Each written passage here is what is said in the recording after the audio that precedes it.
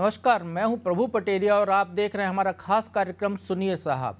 आज फिर हम आपके लिए दो खबरें लेकर आए हैं। पहली खबर उन योजनाओं को लेकर होगी जो चुनाव में गेम चेंजर बन रही हैं। हाल ही में आए महाराष्ट्र और झारखंड के नतीजों में इन योजनाओं का असर भी देखने को मिला है। अगर आप अभी भी नहीं समझे तो इन योजनाओं के लिए एक शब्द है फ्रीबीज। आप इसे रेवड़ी कल्चर के नाम से भी जानते होंगे। तो आज आपको बताएंगे कि भारतीय राजनीति में मुफ्त का कार्ड कैसे चुनाव जीतने की गारंटी सा बन गया है। तो दूसरी खबर होगी मोहन सरकार के विजन से जुड़ी। जी हाँ, मोहन सरकार ने साल 2027 तक मध्य प्रदेश का विकास कैसे और किस रफ्तार से आगे बढ़ेगा, इसके लिए एक विजन डॉक्यूमेंट तैयार करने के निर्देश दिए हैं। तो जिन दो खबरों की हमने बात की है उनमें से पहली खबर होगी सियासत में फिट, रेवड़ी कल्चर हिट। दूसरी खबर होगी विकास का विजन।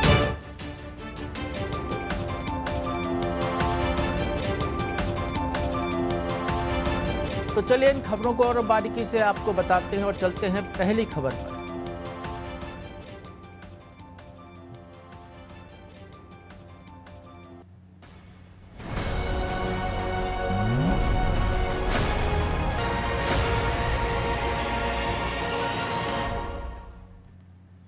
गरीब की थाली में पुलाव आ गया, लगता है शहर में चुनाव आ गया। फिलहाल तो चुनाव निपट गए हैं, लेकिन देश की राजनीति पर ये दो पंक्तियां सटीक बैठती हैं, क्योंकि गरीबों की मदद के लिए अलग अलग नाम से शुरू होने वाली डायरेक्ट बेनिफिट ट्रांसफर योजनाओं का चुनावी महत्व दिनों दिन बढ़ता जा रहा है।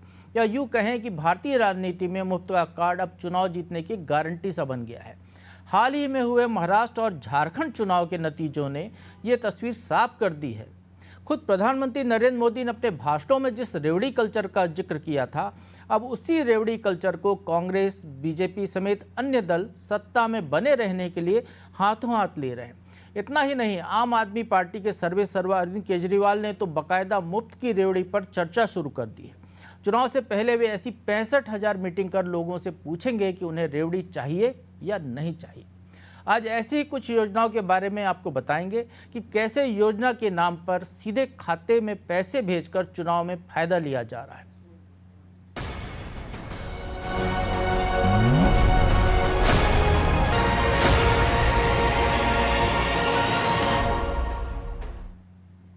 साल था 2023, महीना जनवरी का। मध्य प्रदेश में विधानसभा चुनाव इस साल के अंत में होने थे। उस वक्त प्रदेश के मुख्यमंत्री शिवराज सिंह चौहान थे, जो आज केंद्रीय कृषि मंत्री हैं। वो एक योजना लेकर आए जिसका नाम रखा गया लाडली बहना, जो आज भी चल रही है। जनवरी में लाडली बहना योजना का ऐलान कर दिया गया और फिर हर गरीब परिवार की महिला के खाते में पहले 1,000 रुपये, फिर इसे बढ़ाकर 1,250 रुपये महीने भेजे जाने लगी। नतीजा ये रहा कि साल के अंत में हुए चुनाव में चौहान का यह दांव अमोघ अस्त्र साबित हुआ। प्रदेश में बीजेपी को प्रचंड बहुमत मिला। बस फिर क्या था, ये मॉडल जैसे ही सफल हुआ तो दूसरे राज्य भी इसे हाथों हाथ लेने लगे। महाराष्ट्र में एकनाथ शिंदे, देवेंद्र फडणवीस की जोड़ी ने चुनाव के कुछ महीनों पहले लाडकी बहन योजना लॉन्च कर दी, जिसमें महिलाओं को हर महीने 1,500 रुपये दिए जाने लगे। तो झारखंड में सोरेन सरकार ने मैया सम्मान योजना शुरू की। गरीब महिलाओं के खाते में हर महीने 1,000 रुपये जाने लगे। इस चुनाव करीब आने पर रकम बढ़ाकर 2,500 रुपये करने का प्रस्ताव भी उन्होंने पास कर दिया। अब मध्य प्रदेश की तरह महाराष्ट्र और झारखंड के चुनावी नतीजों से साफ हो गया कि सत्ताधारी पार्टियां ये दांव खाली नहीं गया।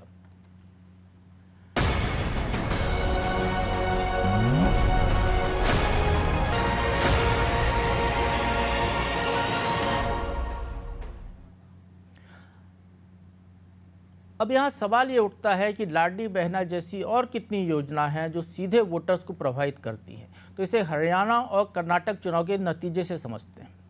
हरियाणा में भारतीय जनता पार्टी ने महिलाओं को 2,100 रुपये प्रति महीने और स्कूली छात्राओं को स्कूटी देने का वादा किया था। ऐसे ही अन्य वादों में 24 फसलों को MSP पर खरीदना, हर अग्निवीर को सरकारी नौकरी देना, चिरायु आयुष्मान योजना के तहत 10 लाख का स्वास्थ्य बीमा, युवाओं को 2 लाख नौकरियां और घर गृहिणी योजना के तहत 500 रुपये में LPG सिलेंडर देना बीजेपी की घोषणा पत्र में शामिल था। लिहाजा बीजेपी को इसका फायदा चुनाव में मिला। तो कर्नाटक चुनाव में कांग्रेस ने घोषणा पत्र में गृह ज्योति, गृह लक्ष्मी, अन्य भाग, शक्ति और युवा निधि नाम से महिलाओं युवाओं पर केंद्रित 5 गारंटी वाली योजनाओं का नारा दिया था। नतीजा जो आया, कांग्रेस को इसका फायदा मिला। फिलहाल कर्नाटक में भी गृह लक्ष्मी योजना महिलाओं को सीधे लाभ देने के लिए चलाई जा रही है। इस योजना में सिद्धारमैया सरकार हर महीने महिलाओं के बैंक खाते में 2,000 रुपये डालती है।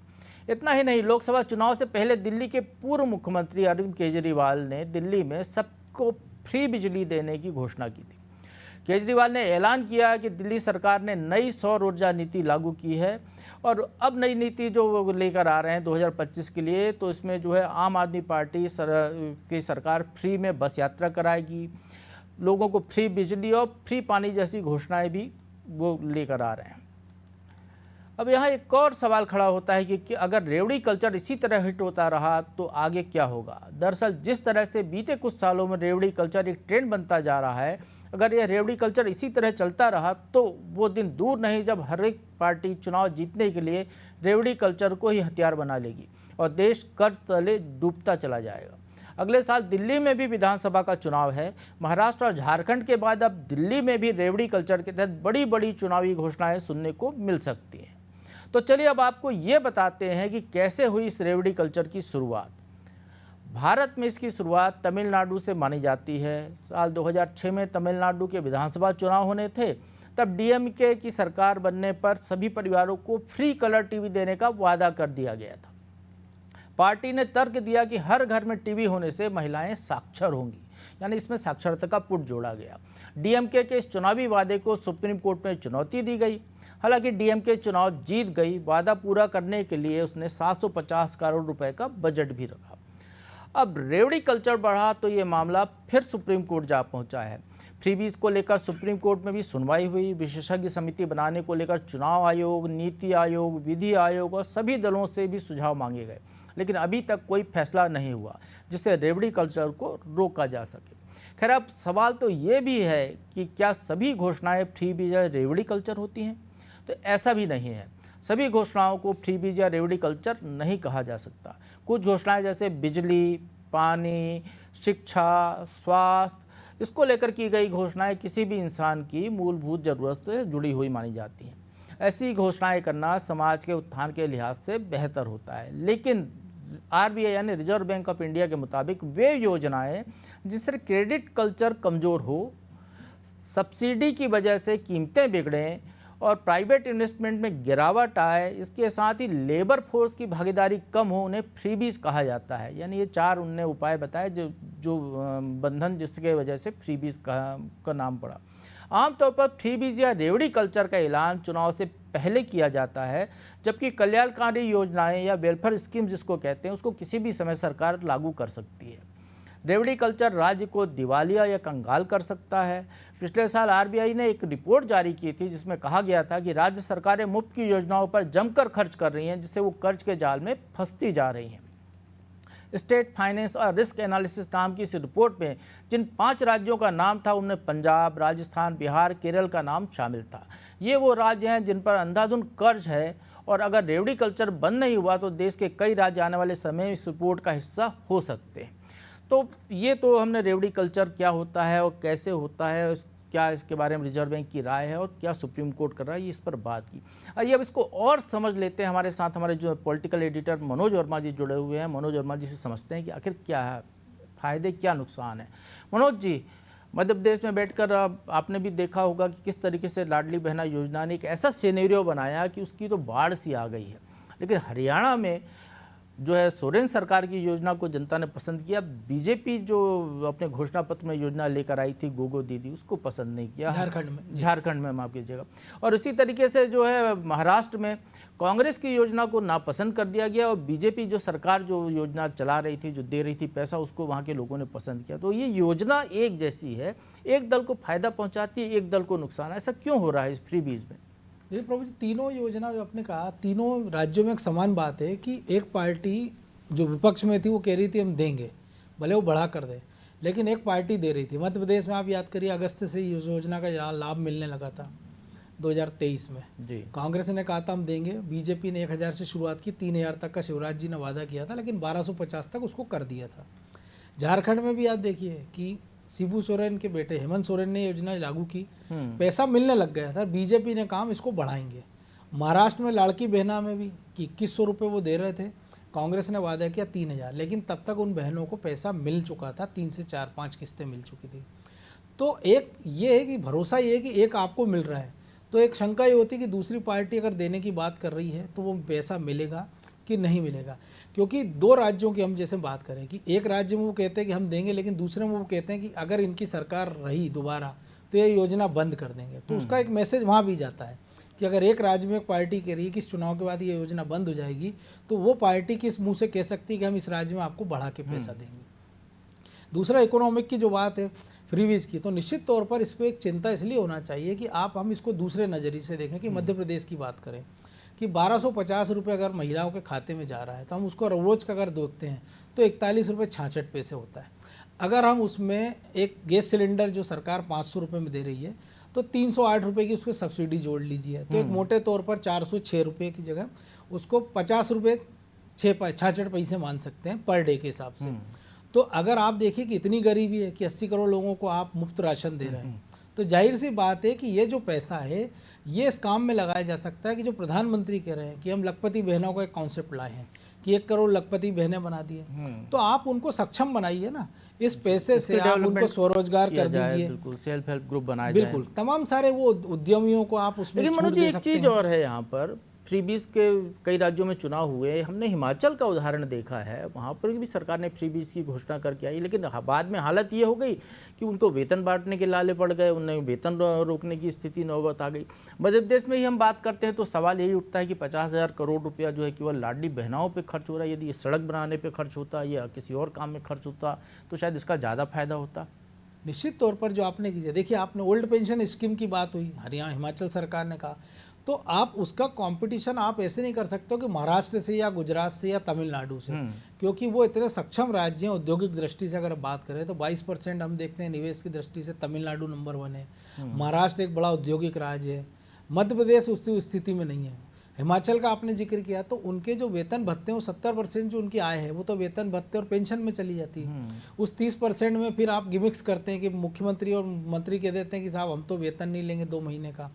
तो अगर एक छोटे से राज्य में जहाँ पे मंत्रिमंडल के विस्तार की हम बात करें, टोटल संख्या भी उनकी डबल डिजिट में नहीं है, वो अगर वेतन भत्ते नहीं भी ले रहे तो उससे क्या राज्य की है। लेकिन ये कोई नहीं कह रहा है कि हम महिला को सक्षम बनाएंगे, या ये स्थिति क्यों हो रही है कि 80 करोड़ लोगों को मुफ्त राशन दे रहे हैं। आप फ्री शिक्षा की बात कर लीजिए, दिल्ली का उदाहरण है जो आपने जिक्र किया कि केजरीवाल फ्री बिजली की बात कर रहे हैं, लेकिन उस दिल्ली में एक भी यूनिट बिजली जो है वो दिल्ली सरकार नहीं बनाती है।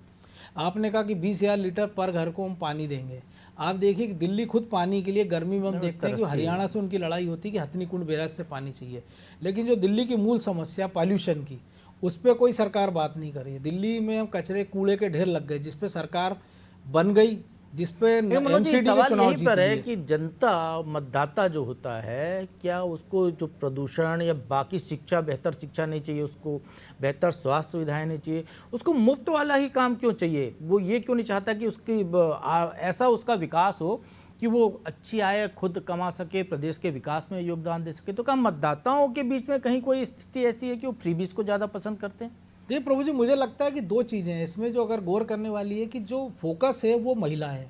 चाहे शौचालय की बात करें, एक वोट बैंक बनाना, इंटैक्ट करना वोट महिला, इसलिए क्योंकि महिला हम देश में देखते हैं एक तो वो कामकाजी नहीं है, ज़्यादातर हाउस वाइफ है, वो छोटी छोटी ज़रूरतों के लिए पति पर निर्भर रहती है कि अगर बच्चे की फीस भरना सरकारी स्कूल की 50 रुपये, वो पति के पर निर्भर रहती है। अगर बच्चे का जन्मदिन है या बच्चे को स्कूल जा रहा है उसको 2 रुपये की टॉफ़ी दिलाना, तो वो पति को मुँह ताकती है कि पति उसको वो 2 रुपया भी देगा, या उसकी मर्जी से अगर उसको मायके जाना है वार त्यौहार पे, भाई के लिए रक्षाबंधन पे, वो पति पर निर्भर है। ऐसे में अगर उसकी जेब में पैसा जाता है महीने का, वो भले वो 1250 हो, 2100, 2500 हो या 3000 हो, तो उसको एक आत्मनिर्भरता आती है। तो आप देखिए कि अभी तक ये देखते थे हम 1 दशक पहले तक वो स्वेच्छा से मतदान नहीं करती थी, वो पति या परिवार के लोग कहते थे इस पार्टी को वोट देना है, लेकिन अब वो स्वेच्छा से वोट कर रही है। कई जगह वो पतियों को प्रेशराइज कर रही है, परिवार के लोगों को। फ्रीबीज की योजनाओं से कम महिला में इतनी तो जागरूकता आई कि वो शिक्षा से उनको कम से कम ये लग रहा है कि उनके हाथ में कुछ तो पैसा आ रहा है, कुछ तो वो मर्जी से भले दिन का 40 रुपये समझ लो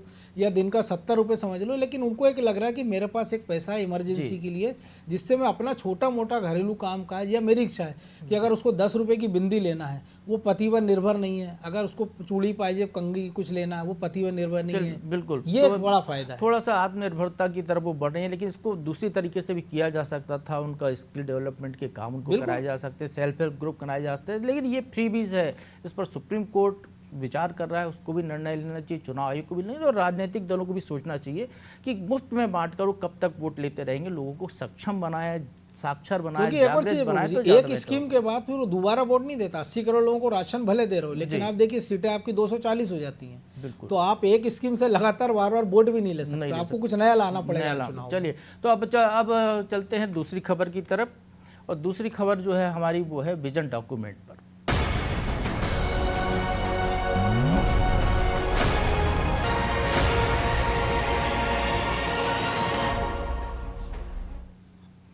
तो मध्य प्रदेश की मोहन यादव सरकार का विजन डॉक्यूमेंट इन दिनों चर्चा में है। विजन को लेकर आसान शब्दों में समझाएं तो इसे दूरदृष्टि, या यूं कहें कि किसी योजना के लिए पहले से तैयार की गई एक रूपरेखा है। सूबे के मुखिया डॉक्टर मोहन यादव भी प्रदेश को विकास के पथ पर रफ्तार देने के लिए विजन डॉक्यूमेंट 2047 तैयार करने में जुट गए हैं।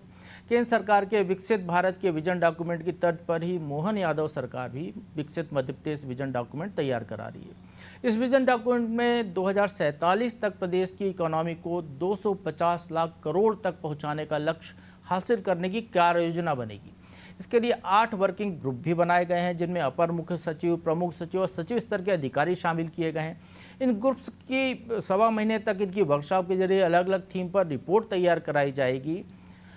अब मोहन सरकार 2047 तक के लिए विजन डॉक्यूमेंट में जुट तो गई है, लेकिन याद हो कि प्रदेश के पूर्व मुख्यमंत्री शिवराज सिंह चौहान ने भी 2030 तक के लिए विकास विजन मध्य प्रदेश का एक लेकर आए थे।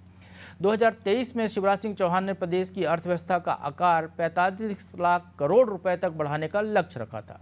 साथ ही 1 करोड़ से ज़्यादा लोगों को गरीबी की रेखा से ऊपर लाने का दावा किया गया था। इसके साथ प्रति व्यक्ति आय को दोगुना करने की बात भी उस समय की गई थी।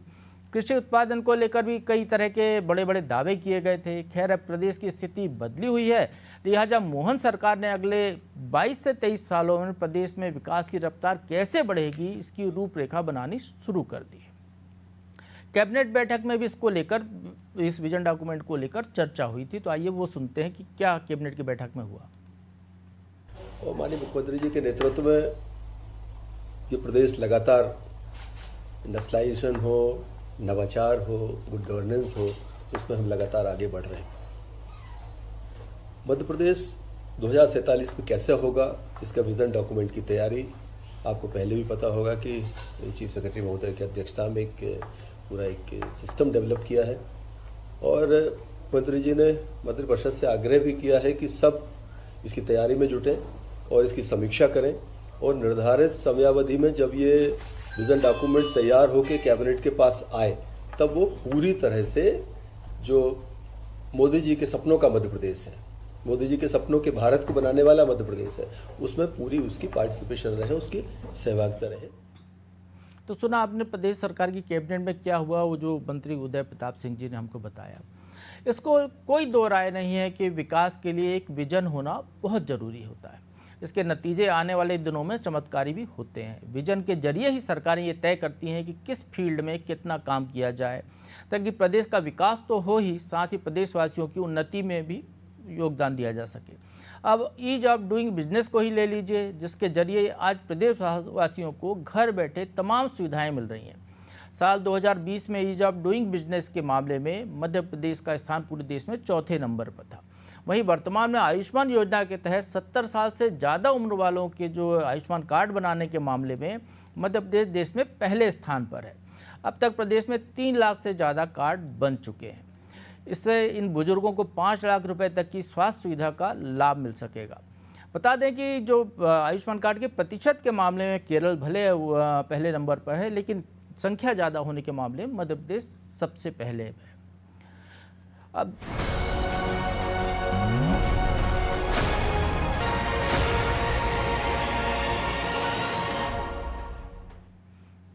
अब अब जिन अधिकारियों को सीएम डॉक्टर मोहन यादव ने विजन डॉक्यूमेंट 2047 को तैयार करने की जिम्मेदारी सौंपी है, उनके मुताबिक प्रदेश में विभिन्न क्षेत्रों में विकास के लिए युवाओं, विश्वविद्यालयों, सरकारी संस्थाओं सहित विभिन्न आंतरिक और बाह्य हितधारकों यानी बेनिफिशरीज के साथ संवाद बढ़ाना आवश्यक है। साथ ही प्रत्येक 5 वर्ष के लक्ष्यों की दिशा में आगे बढ़ते हुए राज्य को एक बड़े औद्योगिक केंद्र और पर्यटन स्थल के रूप में विकसित करने की योजना भी बनाई गई है। विजन डॉक्यूमेंट के माध्यम से अगले 25 वर्षों के लिए प्रदेश की आर्थिक, सामाजिक और सांस्कृतिक प्रगति का खाका तैयार किया जा रहा है, जो मध्य प्रदेश को देश के सबसे उन्नत और आत्मनिर्भर राज्यों में शामिल करने की दिशा में एक महत्वपूर्ण कदम होगा। तो आइए समझ लेते हैं इस पूरे मसले को। मनोज जी, जब भारत आज़ाद हुआ था तो उस समय शुरुआत में चूँकि विकास का एक रोड मैप बनाना था, तो उस समय की सरकार ने पंचवर्षीय योजनाएं बनाई। पंचवर्षीय योजनाओं का काम बहुत समय तक चला। अलग अलग उसमें फोकस एरिया बनाए गए थे, 5 साल में किस पर फोकस किया जाए। फिर 20 सूत्री कार्यक्रम आए, जिसके जरिए जो है आज हम यह जब भारत जहाँ पहुँचा है, विश्व की जो है बड़ी आर्थिक शक्ति बनने की दिशा में, तो वहाँ तक हम पहुँच पाए हैं। तो ये विजन डॉक्यूमेंट को भी उसी तरीके से ले कि मध्य प्रदेश को जो है बीमारू राज्य कहा जाता था, उसको नंबर 1 राज्य बनाने की दिशा में एक माइलस्टोन साबित हो सकता है। देखिए प्रभु जी, निश्चित तौर पर बातचीत या चर्चा के लिए तो अच्छा हो सकता है कि विजन डॉक्यूमेंट और होना भी चाहिए, लेकिन हमको ये तय करना पड़ेगा कि हम किस दिशा में, क्योंकि 2 चीज़ें पैरेलल चल रही है। हम चाह रहे हैं इकोनॉमी बढ़े, तो हम जो सबसे ज़्यादा हम जो एक्सपोर्ट करते हैं मध्य प्रदेश से वो एग्रीकल्चर बेस्ड है हम इकोनॉमी हमारी। लेकिन यूक्रेन युद्ध होता, पूरी दुनिया में गेहूं का संकट है, लेकिन हमारे एक्सपोर्ट कम हो जाता है क्योंकि देश में दाम बढ़ने लगते हैं, तो हमारे प्रतिबंध लग जाता है एक्सपोर्ट पर, तो हमारा निर्यात और कम हो जाता है। तो हमें ये देखना पड़ेगा कि ऐसी स्थिति आगे आती है तो हमारा फोकस एरिया क्या होना चाहिए। अगर हम बात कर रहे हैं कि 1 करोड़ रोजगार देंगे, लेकिन आप जब एक बड़ा पैसा आप इंफ्रास्ट्रक्चर में खर्च करने की जगह फ्रीबीज में बांट देंगे, तो इंफ्रास्ट्रक्चर पर जब पैसा खर्च नहीं होगा, इंडस्ट्री आएगी नहीं, और तो फिर वो पैसा आप कहाँ से लाएंगे। फिर उस जो बढ़ती आबादी है कि अगर मोहन भागवत की बात मान ली लोगों ने, अगर 3 बच्चे पैदा करने लगे तो उस आबादी के लिए स्कूल कहाँ से होगी, सड़कें कहाँ से होगी, अच्छे एजुकेशन का इंतजाम कहाँ से होगा। तीसरी बात है, हम जो हमारा फोकस है, अचानक से हमने देखा महाकाल लोक सक्सेस है तो हम धार्मिक पर्यटन की ओर बढ़ गए कि 8-10 लोग बनने लगे कि मैहर का लोक हो गया, सलकनपुर का। लेकिन हमको ये सोचना होगा कि जो हमारी हेरिटेज विरासतें हैं, जो हमारे पास टाइगर रिजर्व है, वहाँ पर आप हिस्सेदारी देखिए टूरिस्ट की, विदेशी टूरिस्ट की। अगर खजुराहो छोड़ दें तो कितना टूरिस्ट देश भर के वहाँ पहुँच रहे हैं।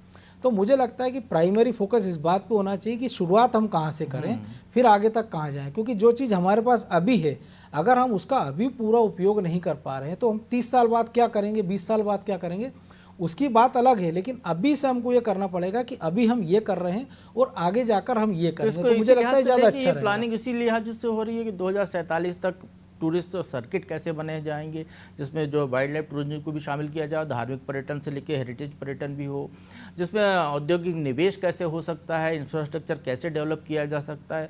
तो निश्चित तौर पर एक रोड मैप तो होना जरूरी है ना मनोज जी, उसके बिना तो विकास नहीं होगा।